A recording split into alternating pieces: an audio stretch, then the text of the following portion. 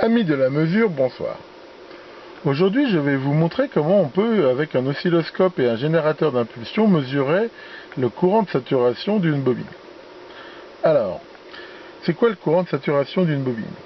En fait, toutes les selfs qu'on utilise, comme dans les alimentations à découpage ou n'importe quoi, par exemple de ce style-là, qui ont en fait des noyaux en ferrite, connaissent un phénomène qu'on appelle le courant de saturation. Contrairement à un condensateur qui va s'opposer au passage de la tension et l'emmagasiner, on va dire, la self fait le contraire. Elle s'oppose au passage du courant et en fait l'emmagasine.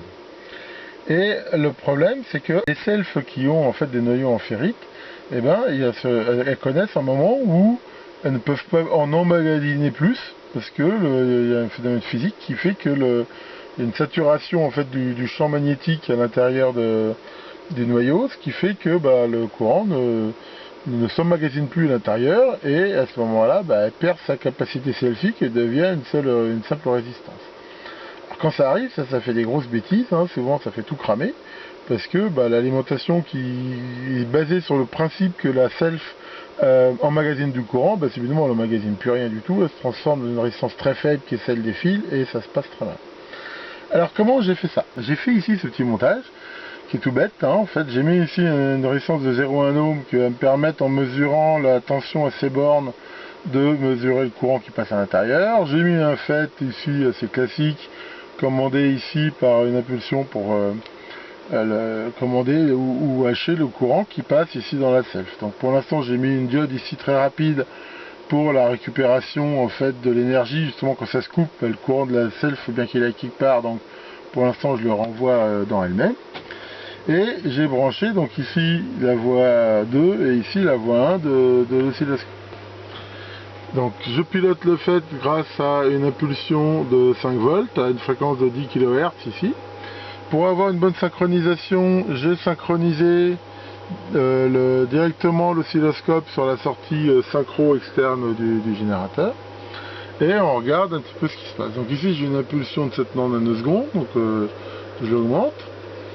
Et on voit que plus je l'augmente, ici on voit bien le courant qui passe dans la self, dans le système, on voit qu'il augmente bien de façon à peu près linéaire. Alors bien sûr quand ça coupe, ici il y a des oscillations, c'est un peu normal, mon montage je l'ai fait vite fait sur le gaz comme ça, mais en fait voilà, on voit bien et que le courant est à peu près linéaire, c'est-à-dire que plus le temps monte, on voit que le courant ici augmente de façon linéaire.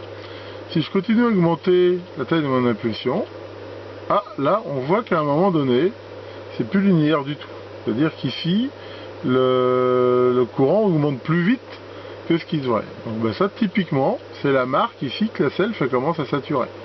Donc ici, c'est plus bon du tout, elle commence à perdre ses capacités ici selfiques. Donc, tant que je reste à peu près jusque là, c'est bon. Alors en même temps, j'ai utilisé un truc sympa ici de l'oscilloscope, c'est que dans le menu vertical de la voie 2, je peux très bien choisir les unités. Donc ici, au lieu de choisir volt, j'ai choisi ampère. Et j'ai choisi ici un ratio de 100x. Pourquoi 100x? Parce que j'ai une sonde ici 10x. Mais en même temps, comme ma résistance ici fait 0,1 ohm, il va me faire automatiquement le calcul. En réalité, ici, il m'affiche vraiment du courant. Ici, on voit qu'il m'annonce, on peut voir ici, 1 ampère par division. Ce qui fait que pour mesurer facilement ici le courant de saturation, je vais me mettre à peu près à l'endroit où ça commence là à bouger. Je vais afficher un curseur. Voilà. Et en ajustant ici le curseur directement à l'endroit en fait de la courbe, c'est-à-dire typiquement au moment où ça commence à plus être linéaire, je regarde et je vois que le curseur est à 1,2 ampère. Donc il m'affiche directement 1,2 ampère. Donc voilà. Le courant de saturation de cette self que je suis en train de mesurer ici, il est de 1,2 ampère.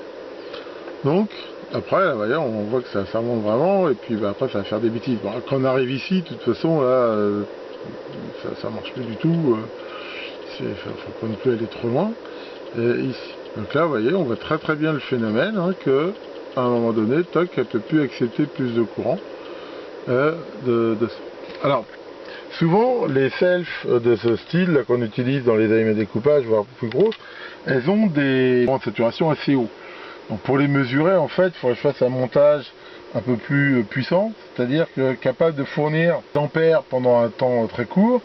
Donc une solution pour ça, c'est de faire par exemple, là j'ai mis un gros condensateur comme ça et vite fait, mais on pourrait se faire une batterie de condensateur, enfin un montage un peu plus sioux, qui permettrait de mesurer ça de façon plus rapide. Mais enfin bon, ici pour une petite self comme ça, on voit que c'est très simple à mettre en œuvre et ça montre bien le phénomène. Donc voilà pour cette vidéo rapide. Merci beaucoup de votre attention et à bientôt pour de nouvelles vidéos.